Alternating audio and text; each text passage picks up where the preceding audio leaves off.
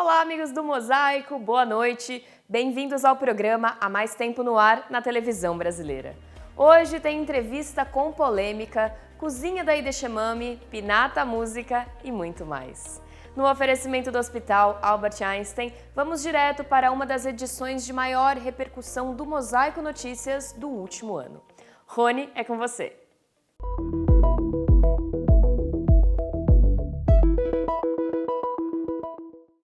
Acabou de passar a data do nascimento de um dos heróis da história de Israel.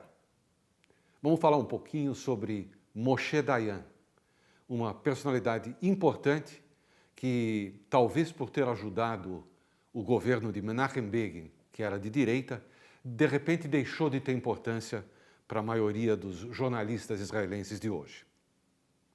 Moshe Dayan nasceu em 15 de maio de 1915, em uma família que fazia parte da aristocracia do Partido Trabalhista. Seus pais foram Halutzim, pioneiros da Segunda Aliá, a imigração de judeus para, então, Palestina, que levou 35 mil judeus entre os anos 1904 e 1914. Ele foi a primeira criança nascida em Degânia, o primeiro kibbutz de Israel, e criado em Nahalal, o primeiro moshav, uma versão mais capitalista do kibbutz. Diz a lenda que Moshe Dayan arava a terra de dia e fazia parte da vigilância das plantações à noite. Em 1941, Dayan fez parte do grupo de israelenses que lutaram ao lado de tropas australianas contra as tropas da França colaboracionista estacionadas no Líbano. Foi lá que ele perdeu um olho. Na Guerra de Independência, ficou conhecido pela ousadia no comando de um batalhão. Em 1956, junto com a França e a Inglaterra, ele organizou a operação militar que tomou o Canal de Suez dos egípcios e se opôs à sua devolução, quando o primeiro-ministro Ben-Gurion acabou cedendo à pressão do governo americano. E aí, em junho de 67, com o Egito estacionando mais de 1.000 tanques na fronteira, e com seu líder Gamal Abdel Nasser convocando os outros países árabes para participarem da extinção de Israel, Dayan, comandante do Estado-Maior do Exército, virou a face mais conhecida da vitória, que dobrou o tamanho do território israelense. Observação importante: Dayan declarou logo depois que se os países árabes quisessem seus territórios de volta, bastava lhe ligar, mas que enquanto isso não acontecesse, Israel iria construir cidades e ocupar a região. Quando a guerra do Yom Kippur veio em 1973, Dayan foi culpado duplamente pela opinião pública. Primeiro, porque não teria insistido mais, quando fazia parte do governo em 71, por um acordo de paz com o Egito que já tinha mostrado interesse. E segundo, pelos pais dos soldados, que achavam que seus filhos morreram desnecessariamente porque o país não estava devidamente preparado. Em desgraça, Dayan deixou o governo. Mas, para a grande decepção dos trabalhistas, aceitou o convite do primeiro-ministro Begin para ser o seu ministro do exterior. E em 1978 foi instrumental para destravar as negociações de Camp David, que culminaram com o acordo de paz entre o Egito e Israel. Moshe Dayan. Esse enxergava mais com um olho do que muita gente com dois. Vamos para um rápido intervalo, você não saia daí. Com a Tribuna Judaica, você se mantém sempre informado sobre todos os acontecimentos da nossa comunidade no Brasil e no mundo. Assine a Tribuna Judaica e não perca nada do que acontece. Ligue 0800 55 10 18.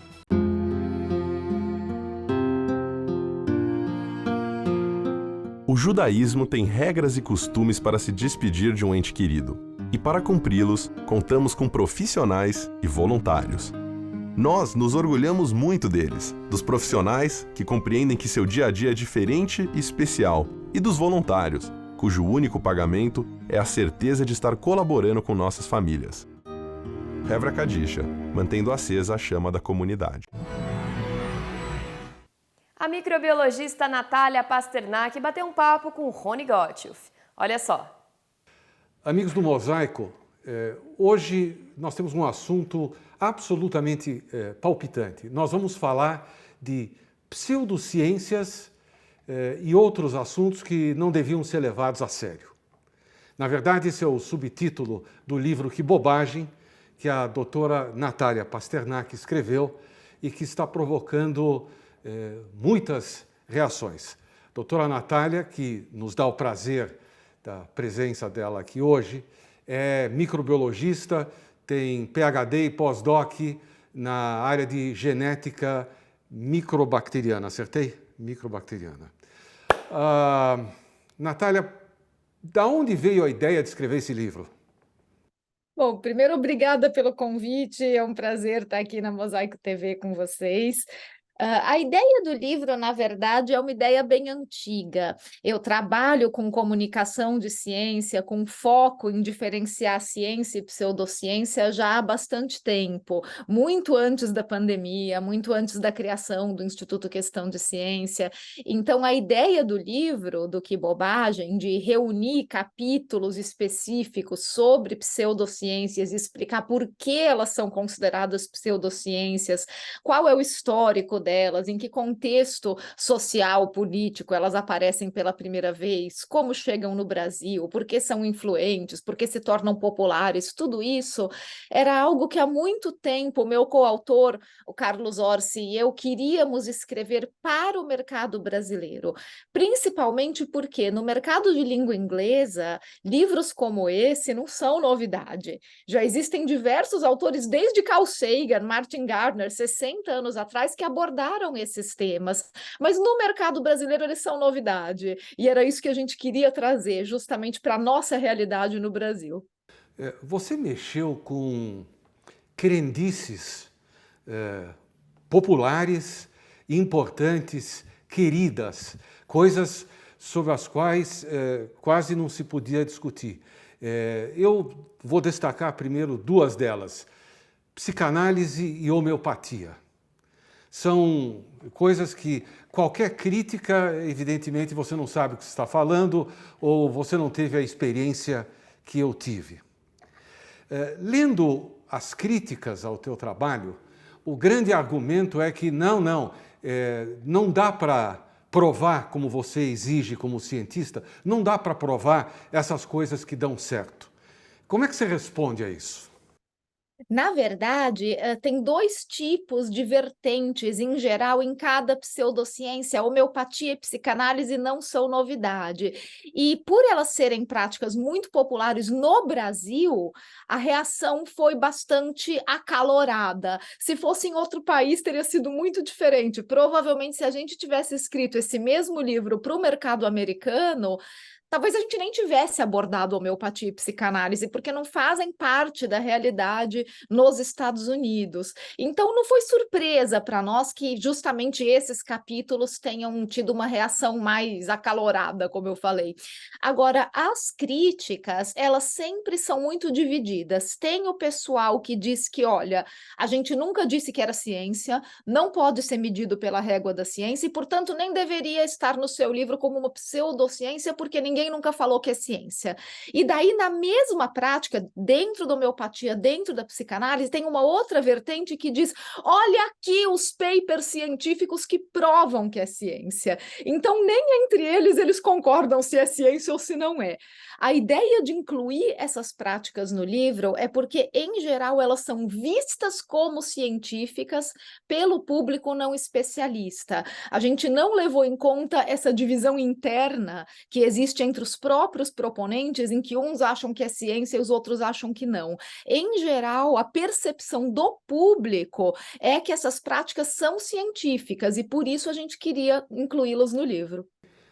Quer dizer que se eu disser para você que eu sou de Sagitário com ascendente em Escorpião, eu não vou muito longe na conversa com você. Ou você vai super longe, a gente vai poder bater um papo sobre por que que a astrologia não é científica, o que que significa para a astrologia você ser de Sagitário com ascendente em Escorpião, onde será que realmente estavam essas constelações no céu na hora que você nasceu, de repente você nem é de Sagitário com ascendente Escorpião como você pensou, e essa conversa vai longe, tá Essa tudo lá conversa no é capaz capítulo de astrologia. Muito bem. Se nós fôssemos reduzir, in a nutshell, como dizem os americanos, qual é a vossa opinião, para quem ainda não leu o livro e pode se interessar, qual é a posição principal do livro a respeito de astrologia, acupuntura, que eu nem mencionei ainda, a própria psicanálise e homeopatia? Tudo que essas práticas, doutrinas, teorias têm em comum é que elas parecem ciência, mas não são. Então, o ponto principal do livro é convidar o leitor a refletir sobre o que faz uma prática ser baseada em ciência e por que que essas práticas não se encaixam nesse conceito, por que que elas são classificadas como pseudociência, porque elas parecem ciência, elas usam a linguagem da ciência, elas tentam convencer com argumentos científicos e elas querem a grife da ciência, elas querem o selo da ciência para vender produtos e serviços. Então, é isso que todas essas práticas têm em comum e por isso que elas estão no livro. Isso quer dizer que elas não funcionam? Elas não funcionam além de um placebo para muitas delas, como as práticas que estão dentro do guarda-chuva da medicina alternativa. Então, por exemplo, homeopatia, psicanálise, acupuntura, medicina tradicional chinesa, curas energéticas, curas naturais, todas essas vertentes que fazem parte do que a gente chama de medicina alternativa, elas não conseguem cientificamente mostrar que elas funcionam além de um efeito placebo. E a gente explica muito bem no livro o que é o efeito placebo. Outros capítulos tratam de pseudociências que não são parte da esfera médica. Então, pseudoarqueologia, a própria astrologia, a questão de deuses astronautas e objetos voadores não identificados, tudo isso daí não é uma questão de se funciona ou não, mas se existe ou não. Então, daí a gente vai para uma outra vertente. Quais são as evidências de que isso realmente existe ou existiu no passado? Você ficou muito surpresa com a reação que você chamou de acalorada no Brasil. Você foi muito agredida, você foi, enfim, contestada pessoalmente ou apenas do ponto de vista das ideias? Do ponto de vista das ideias, infelizmente, quase nada. A maior parte das críticas foram super pessoais. A gente chegou até a escrever um artigo para a Folha de São Paulo, eu e o Orsi, comentando como as críticas tinham sido feitas por quem declaradamente não leu o livro. As pessoas até falavam, eu não li o livro, mas... E daí vinha a crítica. E geralmente as críticas muito dirigidas a mim, não ao Orsi. Então tinha aí um quê de machismo que a gente também estava tentando entender, ou se era realmente uma questão de machismo, de um incômodo com a autora mulher, ou o fato de ser a autora mais conhecida, a autora mais famosa, então as pessoas queriam aproveitar para usar o meu nome para aparecer. Pode ser as duas coisas. Mas o fato é que a maior parte das críticas veio direcionada para mim e tentando me desqualificar como autora, e não realmente embarcando num debate de ideias, que é o que a gente queria provocar. Mas teve alguns autores muito bacanas que fizeram críticas ao livro e se mostraram super dispostos a debater ideias e não pessoas. Para terminar, Natália, além de recomendar a leitura do livro, o que você poderia recomendar para os nossos telespectadores? Que leiam também, se quiserem se aprofundar no assunto, as referências que a gente traz no livro. O Que Bobagem não é um livro que traz uma discussão original, não é algo que Orsi e eu tiramos do chapéu. A gente reuniu vários outros autores e trabalhos publicados sobre essas diversas crenças que estão nos 12 capítulos, de autores que se debruçaram com muito mais detalhes sobre o tema. O Que Bobagem é um livro de divulgação científica, então ele não é um tratado científico sobre cada tema, porque não teria nem espaço para fazer isso, mas a gente traz referências em cada capítulo de autores que se debruçaram longamente sobre cada tema e que, se o leitor quiser, tem onde buscar mais. Então, se concordou ou não concordou com o que a gente escreveu e quer se aprofundar, busque as referências, porque tem autores que já se debruçaram sobre esse tema. Então, ó, O Que Bobagem, tá aqui o livro. Se vocês olharem no final, vocês vão ver que tem uma lista de mais de 500 referências que foram usadas para fazer esse livro. Ele é um trabalho de pesquisa muito cuidadoso. Então, eu convido os leitores a ler e quem quiser saber mais, tem mais. É só procurar lá. Natália, muito obrigado pelo tempo que você nos dedicou. Eu espero que quando você passar por São Paulo, você lembre da gente e nos mande também um livro autografado. Nós gostaríamos muito de incluí-la na nossa pequena biblioteca de assuntos super interessantes e autografados. Poxa, que honra! Com certeza, assim que eu estiver no Brasil, vou aceitar esse convite e vou enviar um livro, sim. Muito obrigada pelo tempo de vocês aqui na TV, foi um prazer. Mais uma vez, muito obrigado. O Mosaico volta já já. No Safra, nós aprendemos de geração em geração que um banco se constrói como um barco, sólido, para enfrentar com segurança qualquer tempestade. Essa é a nossa essência. Assim é o nosso barco. Estamos há mais de 180 anos navegando por todos os tipos de mares e tormentas do mercado financeiro. Se você quer um banco para cuidar do seu patrimônio, procure o Barco e o Banco dos Especialistas. Quem sabe, Safra. O moderno Estado de Israel está comemorando 75 anos e esse é o momento de aproveitar as inúmeras atrações de Tel Aviv, visitar os pilares da fé em Jerusalém, renovar suas energias no Mar Morto, ligar-se com a natureza no deserto do Néguev. Viagem para a Terra Santa com a Maringá. Passagens a partir de $864. Conte com especialistas que proporcionam experiência, segurança e suporte 24 horas. Fale com a Maringá Turismo. 60 anos de viagens perfeitas. Anuncie na revista mais lida da comunidade. Revista A Hebraica. Ligue 3815-9159.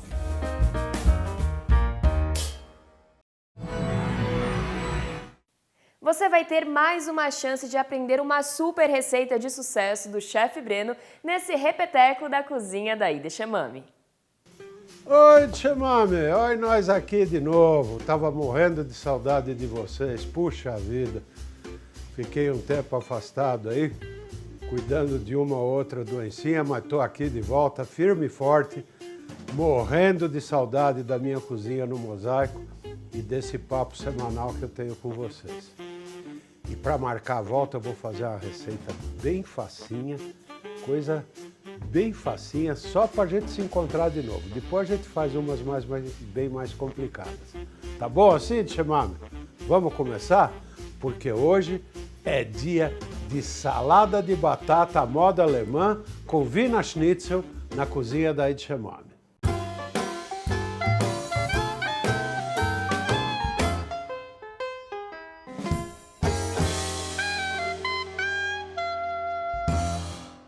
Eu tenho aqui batata bolinha, que eu pré-cozi em fatias, tá vendo? Em fatias até não muito finas. E aqui eu tenho um caldo de legumes quente, certo? O que eu vou fazer? Vou pegar o caldo de legumes, vou pôr o vinagre branco, pegar a mostarda. Um dia eu preciso ensinar vocês a fazer mostarda em casa. Essa aqui eu faço em casa. Vou pegar cebola, uma cebola picadinha, sal, pimenta do reino e noz moscada. Uma mexida bem mexida. É importante que esse caldo esteja morno, tá? Vocês vão entender por quê já já. Vou pôr um nadinha de azeite, só para constar, tá? Só uma presença. E agora eu vou pôr minhas batatas aqui.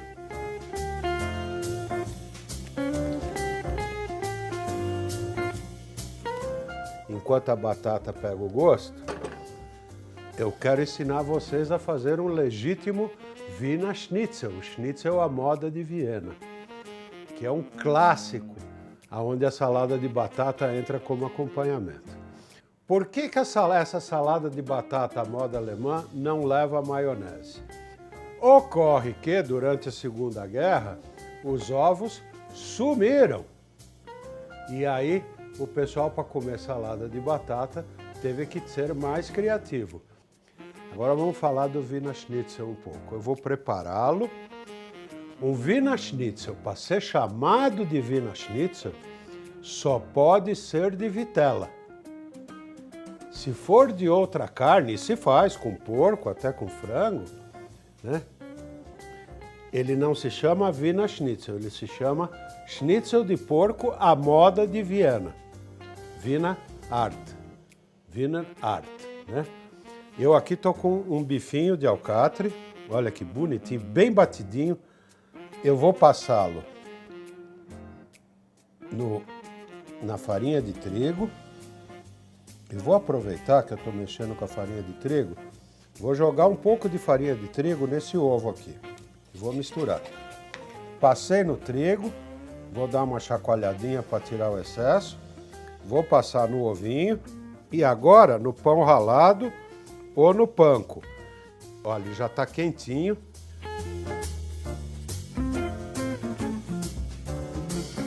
O nosso Wiener Schnitzel está pronto, eu vou pôr ele aqui para drenar. Ficou lindo. Aí você vem aqui, tira o tanto de salada que você quiser, escorrendo o líquido. Nós vamos dar uma pitadinha de salsa, uma pitadinha de cebolinha. E aí nós vamos colocar o Wiener Schnitzel, cuja apresentação obrigatoriamente é com uma rodela de limão. Eu tenho o prazer de apresentar para vocês um jantar Ashkenazi até a raiz dos cabelos. Porque tem uma receita da Alemanha e uma receita da Itália. Embora os judeus italianos se considerem Italquim, eles dizem que não são nem Sefaradi nem Ashkenazi, mas está aqui a nossa receita para você preparar para a tua família numa noite gostosa. Uma receita fácil e que faz uma diferença danada em cima da mesa.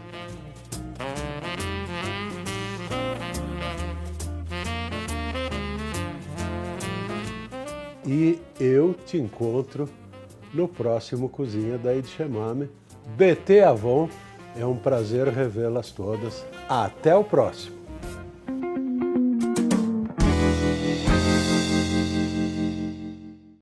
O Pinata Música de hoje traz a Asaf Avidan. Solta aí!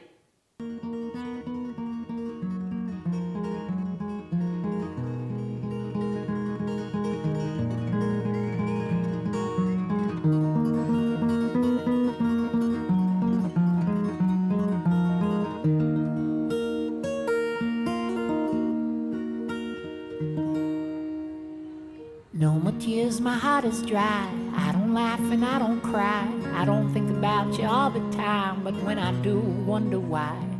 You had to go out of my door and leave just like you did before. I know I said that I was sure, but rich men can't imagine Paul. One day, baby, we'll be old. Oh, baby, we'll be old and think of all the stories that we could have told. One day, baby, we'll be old. Oh, baby, we'll be old. And think of all the stories that we could have told. Little me and little you kept doing all the things they do. They never really think it through, like I can never think it true. Here I go again, the blame, the guilt, the pain, the hurt, the shame, the founding fathers of our plane that's stuck in heavy clouds of rain. One day, baby, we'll be old. Oh, baby, we'll be old and think of all the stories that we could have told. One day, baby, we'll be old. Oh, baby, we'll be old and think of all the stories that we could have told. I said one day, baby, we'll be old. Oh, baby, we'll be old and think of all the stories that we could have told. Lembrando que você pode rever os nossos conteúdos do Mosaico no nosso canal do YouTube. Nós estamos como Mosaico na TV. Na próxima sexta, acenda as velas às 18h38.